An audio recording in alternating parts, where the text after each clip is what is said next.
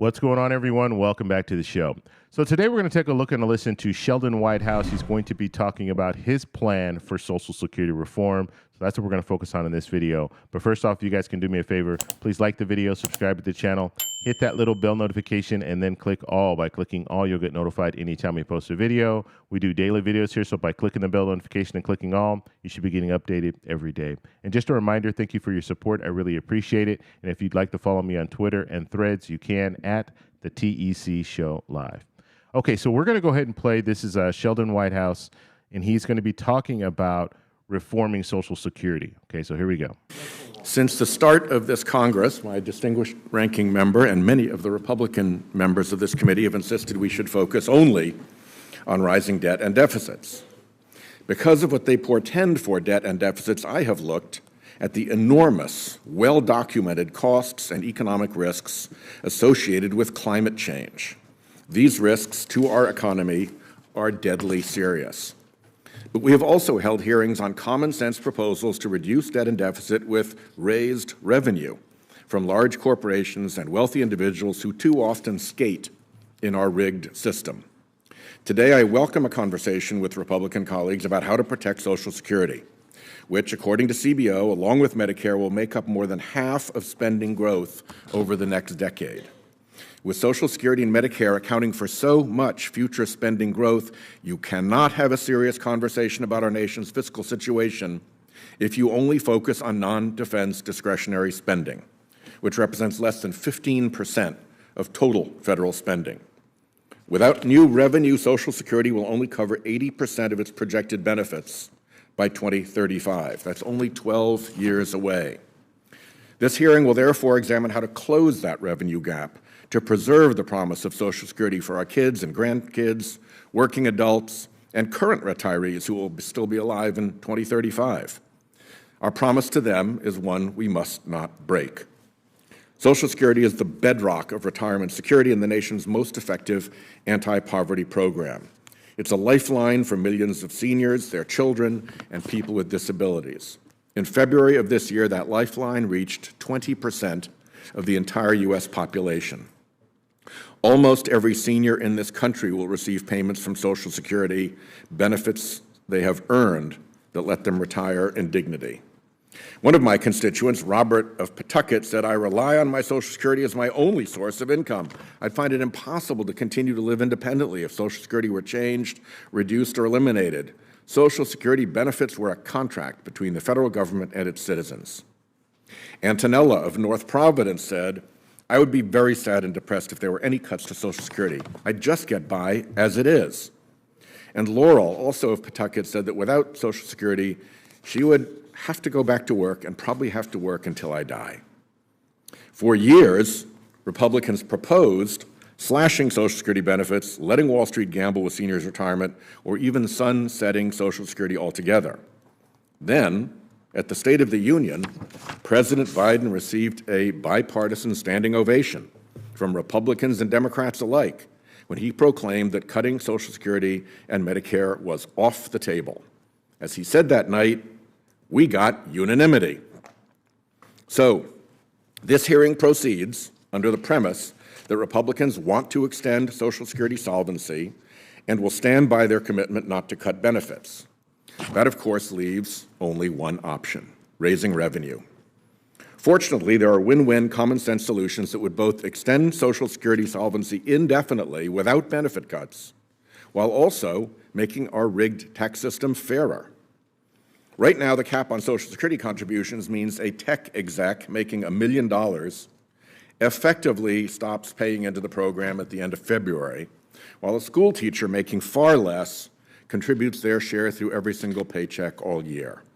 That's not fair, and my Medicare and Social Security Fair Share Act would fix that by requiring contributions to Social Security on wages above $400,000. People living off income from their wealth make no Social Security contributions. That's not fair either, and my bill would also fix that. Those making more than $400,000 in investment income would contribute just like those who are earning wages. And right now, some wealthy owners of pass-through businesses like hedge funds and private equity firms avoid paying Medicare taxes entirely on much of their income. My bill would close this loophole. These reforms raise enough revenue to make Social Security solvent indefinitely, according to a new estimate from the Social Security actuary, Mr. Steve Goss, who is our lead witness here today. Further, that legislation would extend Medicare solvency by 20 years. We can protect Social Security for all without cutting benefits, and we get to end unfair tax dodges that let those at the top play by a different set of rules than everyone else.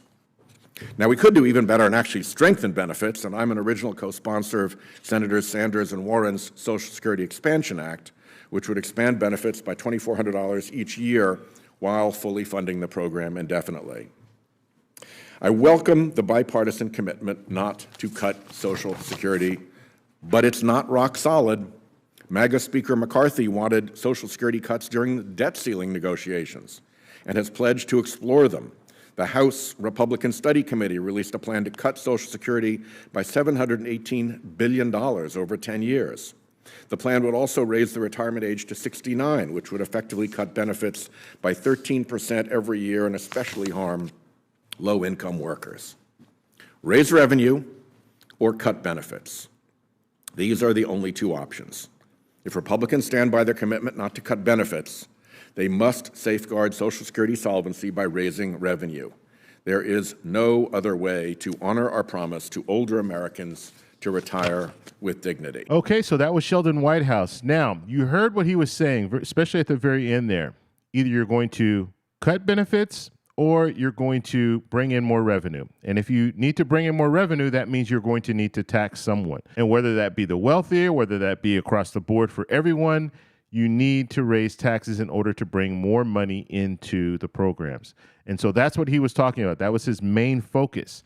Now, when he was talking about the State of the Union address, when President Biden said that, basically called out some Republicans and said that they wanted to cut Social Security, you saw a lot of Republicans stand up and say, no, that's not true. We don't want to cut Social Security. So now you have Republicans, they're kind of in a bind right now because they do want to make some cuts to Social Security. Raising the full retirement age would be making a cut to Social Security.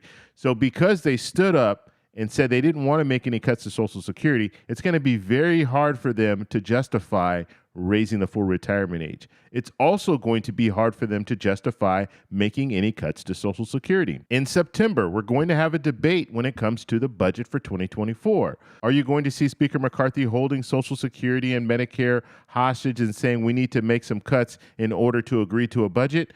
We're going to have to see what happens in September. But for the most part, since they said they didn't want to make any cuts to Social Security and Medicare, it's going to be very hard for them to justify this, and especially because we're in an election season. And so it would be really hard for them to make cuts to Social Security right now because of that. And so we're going to have to see where they go with this. But the main takeaway from this video is either you're going to make cuts to benefits or you're going to raise revenue, bring in more revenue. And so Republicans don't want to tax the wealthy, and so that's going to be an issue. Now, I've talked about this before. I think the best option at this point is to raise the payroll tax across the board and just raise it a small amount across the board. And by raising the payroll tax a small amount, that would protect Social Security and even provide some type of an increase for Social Security. You also heard Sheldon Whitehouse talk about Bernie Sanders' plan. He's a co-sponsor on that bill. And so if he had his way, he would vote for a $200 raise for Social Security, which I think is something else that's very interesting and very good. Now, it's not in his bill. His bill doesn't have that, but he still supports a Bernie Sanders plan. So I want to know what you guys think about all this, so let me know in the comments below. If you like this video, please give me a thumbs up. Please subscribe for more, and I'll talk to you in the next one. Bye.